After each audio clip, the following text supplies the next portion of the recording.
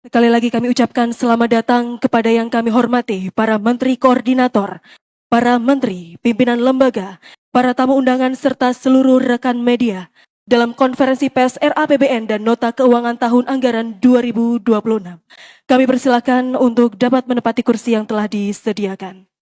Tema APBN yaitu bagaimana APBN merupakan instrumen untuk mewujudkan amanat konstitusi yang telah disampaikan Bapak Presiden dari mulai pembukaan Undang-Undang Negara, Undang-Undang Dasar Negara, kemudian pasal 33 ayat 1, 2, 3, 4, halaman 4 langsung, dan Asta Cita.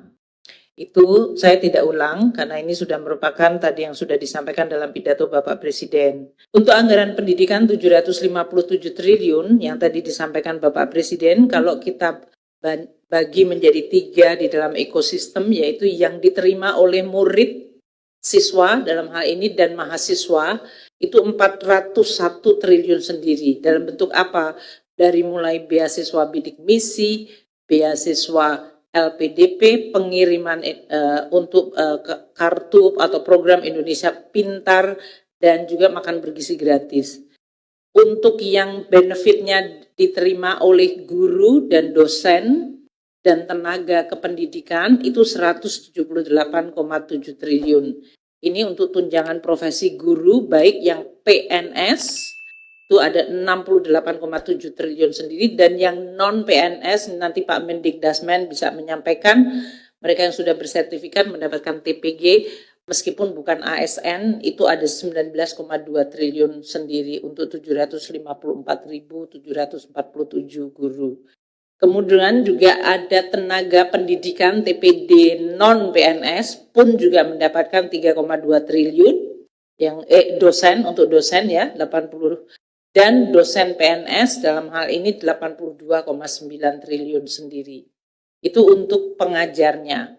Yang ketiga adalah sarana prasarana sekolah dan kampus 150 triliun. Itu dari mulai rehabilitasi sekolah, dalam hal ini sekolah rakyat ada anggarannya tahun depan akan mencapai 24,9 triliun. Ini yang Bapak Presiden sampaikan, 100 beroperasi, 100 dibangun baru.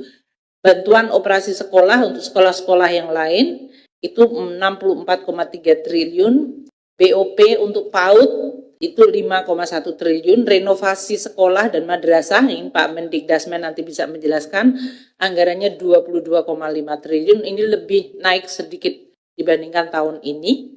Kemudian biaya operasi perguruan tinggi 9,4 triliun, dan tadi Bapak Presiden menjelaskan mengenai sekolah unggulan, ada anggaran 3 triliun di 9 lokasi. Untuk anggaran kesehatan 244 triliun, tadi Menkes akan bisa menjelaskan, ini kita bagi menjadi yang membantu layanan kesehatan masyarakat, jadi masyarakat bisa mendapatkan akses, dan juga untuk operasi dari layanan kesehatan.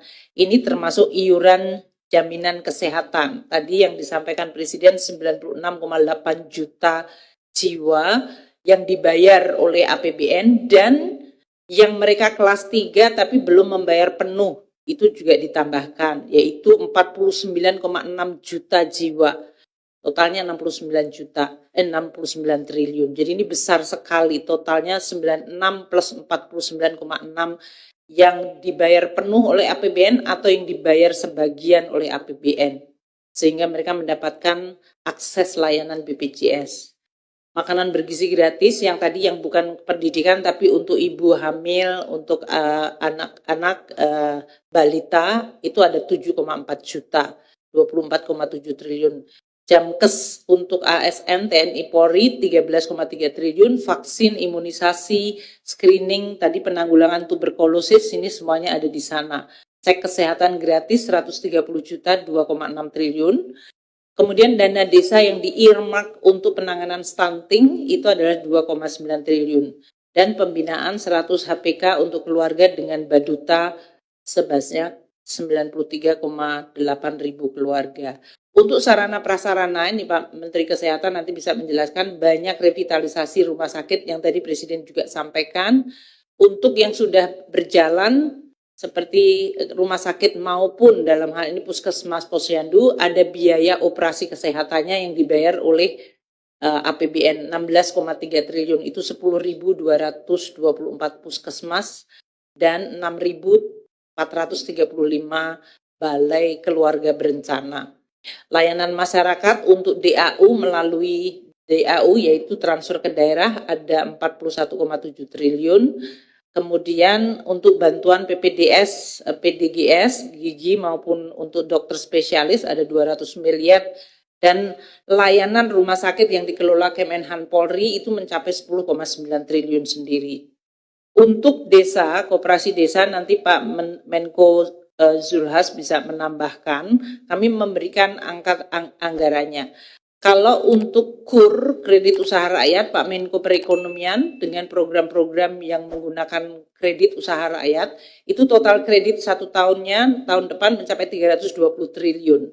Subsidi bunganya akan mencapai 36,5 triliun rupiah. Dana desa ada 60,6 triliun yang dipakai juga untuk pembangunan desa dan sebagai penumpang untuk pembangunan koperasi merah putih desa. Dalam hal ini, Kemenkuyu akan meletakkan dana, menaruh dananya di Himbara. Jadi walaupun Bapak Presiden mengatakan koperasi akan mendapatkan pinjaman dari Himbara, tapi itu dananya berasal dari pemerintah, 83 triliun kami akan letakkan di sana, yang nanti dipakai untuk akses para koperasi tadi untuk meminjam. Kemudian ada untuk kementerian lembaga, untuk koperasi UMKM dan yang lain-lain itu 1,7 triliun. Sedangkan, jadi dalam hal ini kami membangun dari desa itu melalui berbagai jalur atau anggaran. Untuk anggaran ketahanan energi ini cukup besar, 402,4. Sebagian cukup besar adalah untuk subsidi energi. Tapi disampaikan oleh Bapak Presiden tadi, ada insentif perpajakan dan untuk energi baru dan terbarukan. Itu cukup signifikan, 37,5 triliun dan insentif perpajakannya 16,7 triliun. Infrastruktur dari sisi energi seperti pipa gas itu ada 4,5 triliun. Listrik desa ini yang disampaikan Menteri ESDM itu kita anggarkan 5 triliun tadi berdasarkan lokasi dan kemajuan. Ini yang masuk di dalam anggaran ketahanan selain subsidi kompensasi untuk BBM dan listrik maupun berbagai hal yang sifatnya adalah pembangunan baru. Belanja kementerian lembaga akan mencapai 1.498,3 triliun.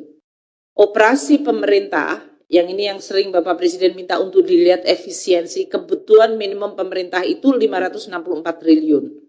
Sedangkan belanja-belanja prioritas yang Bapak Presiden sampaikan tadi, baik untuk membantu orang miskin, melindungi kelompok rentan, maupun memberikan bantuan dan juga di bidang pendidikan kesehatan, itu mencapai 934 triliun sendiri.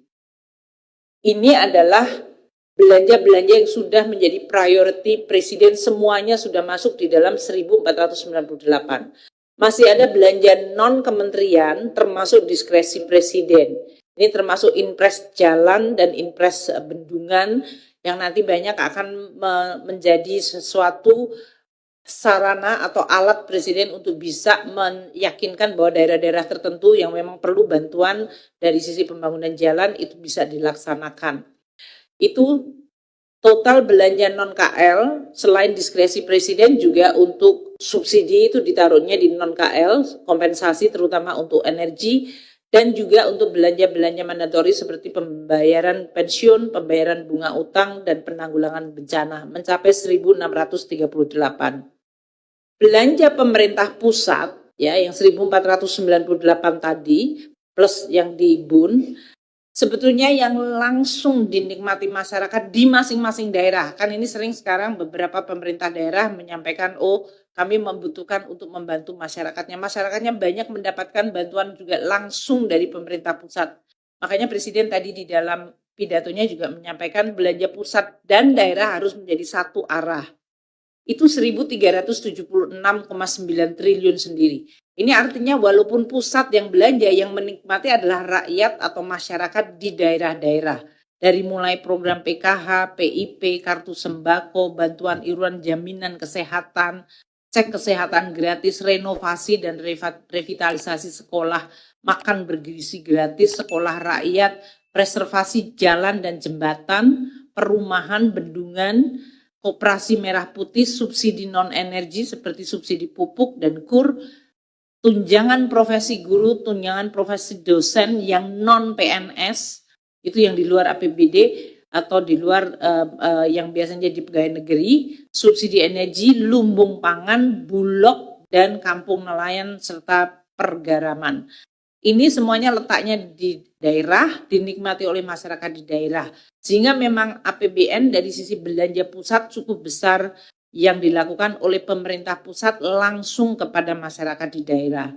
Inflasi di 2,5%, suku bunga untuk SBN 10 tahun di 6,9, nilai tukar di 16.500, harga minyak mentah di $70 per barel, lifting minyak 610.000 barel per hari, lifting gas 984.000 barel setara minyak, tingkat pengangguran terbuka di 4,4 hingga 4,96, untuk rasio Gini di 0,377, 0,38, membaik dibandingkan tahun ini. Tingkat kemiskinan ekstrim di 0% atau 0,5, tingkat kemiskinan turun lebih dalam lagi di 6,5 hingga 7,5. Indeks modal manusia naik di 0,57, indeks kesejahteraan petani, ini indikator baru mensubstitute atau menggantikan nilai tukar petani. Biasanya Menteri Bappenas yang menjelaskan mengenai hal ini, yaitu di 0,7731. Mungkin itu Pak, ditambahkan sekarang ada penciptaan lapangan kerja formal di 37,95%. Demikian Pak Menko, terima kasih. Untuk kebijakan PNS mengenai formasi, kita nanti koordinasi dengan Menpan RB. Seperti diketahui bahwa tahun ini juga sudah ada penerimaan, jadi nanti tergantung kebutuhan dari kementerian lembaga dan terutama juga dari daerah. Namun juga pada saat yang sama ada kapasitas fiskal yang juga harus dipertimbangkan. Jadi untuk hal itu kita belum melakukan exercise untuk terutama untuk rekrutmen, untuk gaji. Kita juga akan melihat kepada fiscal space untuk tahun 2026 yang tadi mayoritas diisi untuk program-program prioritas nasional. Untuk target pertumbuhan 5,4%, tentu tadi kita akan coba melihat sumber-sumber pertumbuhan ekonomi.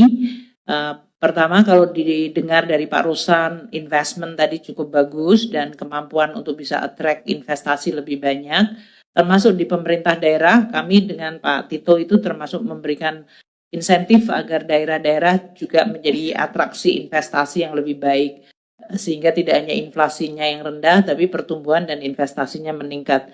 Jadi kita akan terus meningkatkan iklim usaha dari Pak Rosan, apa yang dibutuhkan beliau untuk menarik investor. Kita terus akan bekerja bersama, termasuk insentif-insentif fiskal yang akan kita jaga dan kita siapkan bersama-sama agar investment masuk, tapi juga pada saat yang sama fiskal tetap prudent. Untuk ekspor, mungkin ada beberapa yang bagus karena EU SEPA sudah diperoleh, kemudian beberapa Comprehensive Economic Partnership, Pak Menko menyampaikan nanti dari Kanada dan yang lain-lain. Jadi destinasi ekspor kita mungkin akan lebih diverse. Itu satu. Yang kedua, tren dari artificial intelligence dan digital economy itu bukannya menurun, tapi akan makin meningkat. Dan seperti yang disampaikan oleh Bapak Presiden, bahwa Indonesia itu sangat kaya dengan rare earth, mineral yang dibutuhkan. Mungkin nanti Pak Menteri Dikti Saintek, beliau yang memahami itu, sangat melihat potensinya luar biasa banyak. Jadi kita juga berharap untuk ekspor dan hilirisasi akan memberikan kontribusi yang cukup banyak dari sisi growth 5,4%.